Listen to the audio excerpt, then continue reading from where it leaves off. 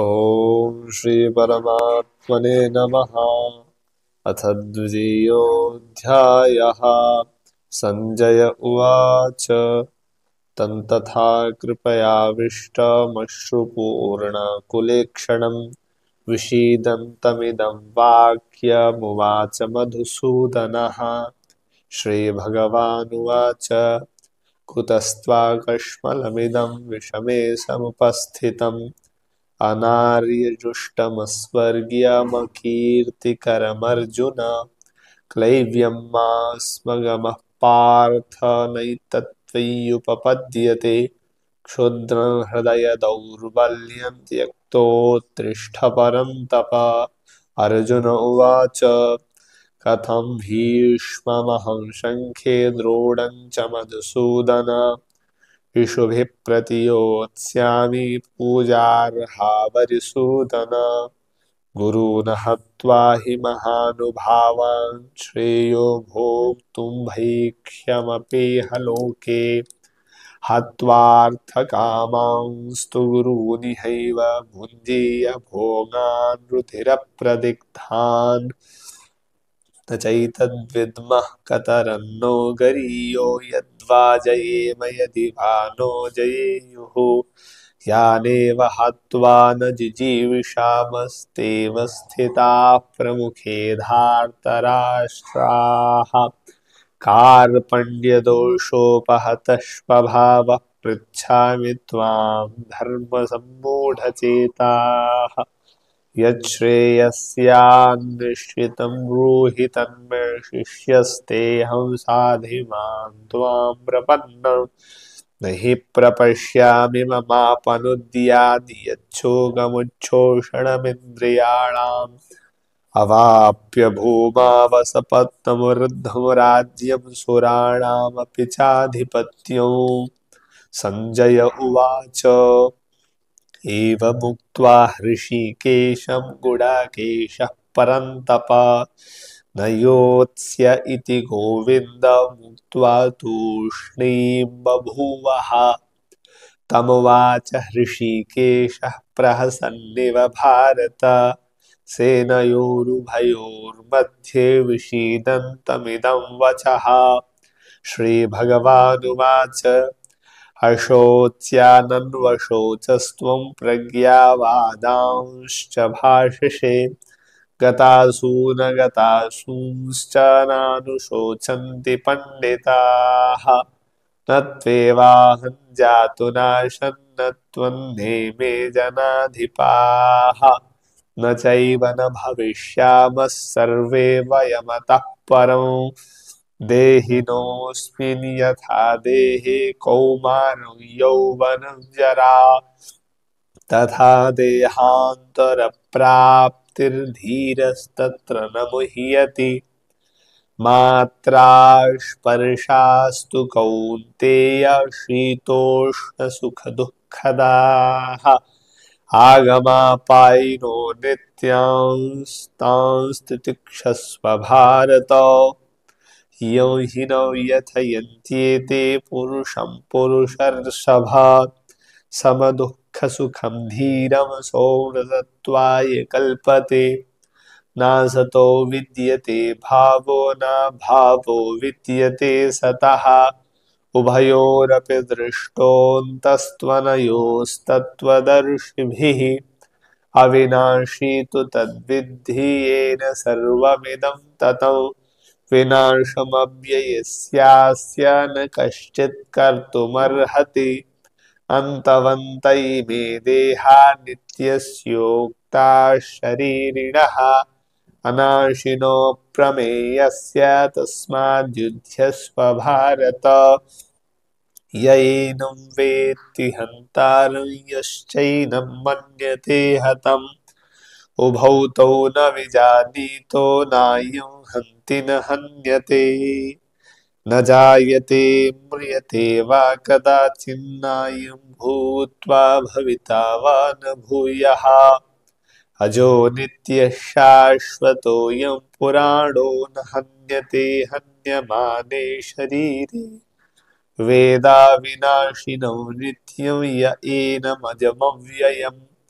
कथं स पुरुषः पार्थ कङ्घातयति हन्तिकम् वाशांसि जीर्णानि यथा विहाय नवानि गृह्णाति नरोपराणि तथा शरीराणि विहाय जीर्णान्यन्यानि संयाति नवानि देहि नैनं छिन्दन्ति शस्त्राणि नैनं दहति पावकः न चैनं क्लेदयन्त्यापो न शोषयति मारुतः अच्छेद्योऽयमदाह्योऽयमक्लेद्यो शोष्य एव च नित्यः सर्वगतस्थाणुरचलोऽयं सनातनः अव्यक्तोऽयमचिन्त्योऽयमविकार्योऽयमुच्यते तस्मादेवं विदित्वैनं नानुशोचितुमर्हसि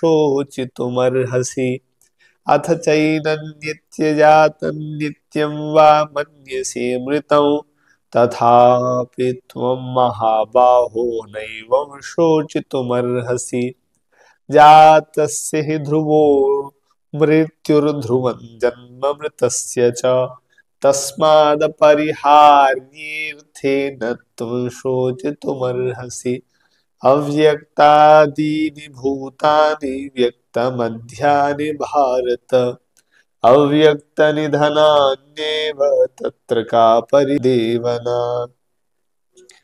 आश्चर्यवत् पश्यति कश्चिदेनमाश्चर्यवद् वदति तथैव चान्यः आश्चर्यवच्चैनमन्यः शृणोति श्रुत्वाप्येनं वेद न चैव कश्चित् देहि नित्यमवध्योऽयं देहि सर्वस्य भारत तस्मात् सर्वाणि भूतानि न त्वं शोचितुमर्हसि स्वधर्ममपि चावेक्ष्य न विकम्पितुमर्हसि धर्म्याद्धियुद्धात् श्रेयोन् यत्क्षत्रियस्य न विद्यते यदृच्छया चोपपन्नं स्वर्गद्वारमपावृतं सुखिनः क्षत्रियाः पार्थ लभन्ते युद्धमीदृशम् अथ चेत्त्वमिमं धर्म्यं संग्रामं न करिष्यसि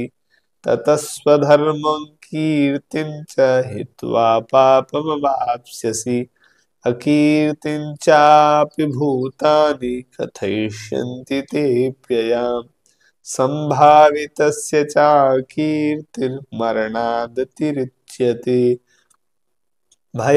भयाद्रणादुपरतं मुंस्यन्ते त्वां महारथाः येषां च त्वं बहुमतो भूत्वा यास्यसि लाघवम् अवाच्यवादांश्च बहून् वदिष्यन्ति तवाहिताः निन्दन्तस्तव सामर्थ्यं ततो दुःखतरं नु किम् हतो वा प्राप्स्यसि स्वर्गं जित्वा वा भोक्ष्यसि महीम् तस्मादुत्तिष्ठ कौन्तेय युद्धाय कृतनिश्चयः सुखदुःखे समे कृत्वा लाभालाभौ जयाजयौ ततो युद्धाय युज्यस्व नैवं पापमवाप्स्यसि एषा ते विहिता सांख्ये बुद्धिर्योगे त्विमां शृणु बुद्ध्या युक्तो यया पार्थ कर्मबन्धं प्रहास्यसि नेहाभिक्रमनाशोऽस्ति प्रत्यवायो न विद्यते स्वल्पमप्यस्य धर्मस्य त्रायते महतो भयात् व्यवसायात्मिका बुद्धिरेकेह कुरु नन्दन बहुशाखा ह्यनन्ताश्च बुद्धयोऽप्यवसायिनाम् यामिमां पुष्पितां वाचं प्रवदन्त्यविपश्चितः वेदवादरताः पार्थ नान्यदस्तीति वादिनः कामात्मनः स्वर्गपरा जन्मकर्मफलप्रदां क्रियाविशेषबहुलां भोगैश्वर्यगतिं प्रति भोगैश्वर्यप्रसक्तानां तयापहृतचेतसां व्यवसायात्मिका बुद्धिः समाधौ न विधीयते। त्रैगुण्यविषया वेदा निस्त्रैगुण्यो भवार्जुन। निर्द्वन्द्वो नित्यसत्त्वस्थो निर्योगक्षेम आत्मवान्। यावानर्थ उदपाने सर्वतः सम्प्लुतोदके तावान् सर्वेषु वेदेषु ब्राह्मणस्य विजानतः। कर्मण्येवाधिकारस्ते मा फलेषु कदाचन। मा कर्मफलहेतुर्भूर्मा ते सङ्गोऽस्त्वकर्मणि। योगस्थः कुरु कर्माणि सङ्गं त्यक्त्वा धनञ्जय। सिद्ध्यसिद्ध्योः समो भूत्वा समत्वं योग उच्यते। दूरेण ह्यवरं कर्म बुद्धियोगात् धनञ्जय। बुद्धौ शरणमन्विच्छ कृपणाः फलहेतवः। बुद्धियुक्तो जहातीह उभे सुकृति दुष्कृते। तस्माद् योगाय युज्यस्व योगः कर्मसु कौशलम्। कर्मजं बुद्धियुक्ता हि फलं त्यक्त्वा मनीषिणः। जन्मबन्धविनिर्मुक्ताः पदं गच्छन्त्यनामयौ। यदा ते मोहकलिलं बुद्धिर्व्यतितरिष्यति तदा गन्तासि निर्वेदं श्रोतव्यस्य श्रुतस्य च। श्रुतिविप्रतिपन्ना ते यदा स्थास्यति निश्चला। समाधावचला बुद्धिस्तदा योगमवाप्स्यसि। अर्जुन उवाच स्थितप्रज्ञस्य का भाषा समाधिस्थस्य केशव। स्थितधीः किं प्रभाषेत किमासीत व्रजेत किम्। श्रीभगवानुवाच प्रजहाति यदा कामान् सर्वान् पार्थमनोगतान्। आत्मन्नेवात्मना तुष्टः स्थितप्रज्ञस्तदोच्यते। दुःखेष्वनुद्विग्नमनः सुखेषु विगतस्पृहः। वीतरागभयक्रोधः स्थितधीर्मुनिरुच्यते। यः सर्वत्रानभिष्णेहस्तत्तत्प्राप्य शुभाशुभौ। नाभिनन्दति न द्वेष्टि तस्य प्रज्ञा प्रतिष्ठिता। यदा संहरते चायं कूर्मोऽङ्गानीव सर्वशः। इन्द्रियाणि इन्द्रियार्थेभ्यस्तस्य प्रज्ञा प्रतिष्ठिता। विषया विनिवर्तन्ते निराहारस्य देहिनः। रसवर्जो रसोऽप्यस्य परं दृष्ट्वा निवर्तते। यततो ह्यपि कौन्तेय पुरुषस्य विपश्चितः। इन्द्रियाणि प्रमाथीनि हरन्ति प्रशभं मनः। तानि सर्वाणि संयम्य युक्त आसीत मत्परः। वशे हि यस्येन्द्रियाणि तस्य प्रज्ञा प्रतिष्ठिता। ध्यायतो विषयान् पुरुषः सङ्गस्तेषुपजायते। सङ्गात् सञ्जायते कामः कामात् क्रोधोऽभिजायते। क्रोधात् भवति सम्मोहः सम्मोहात् स्मृतिविभ्रमः। स्मृतिभ्रंशात् बुद्धिनाशो बुद्धिनाशात् प्रणश्यति। रागद्वेषवियुक्तैस्तु विषयानिन्द्रियैश्चरन्। आत्मवश्यैर्विधेयात्मा प्रसादमधिगच्छति। प्रसादे सर्वदुःखानां हानिरस्योपजायते।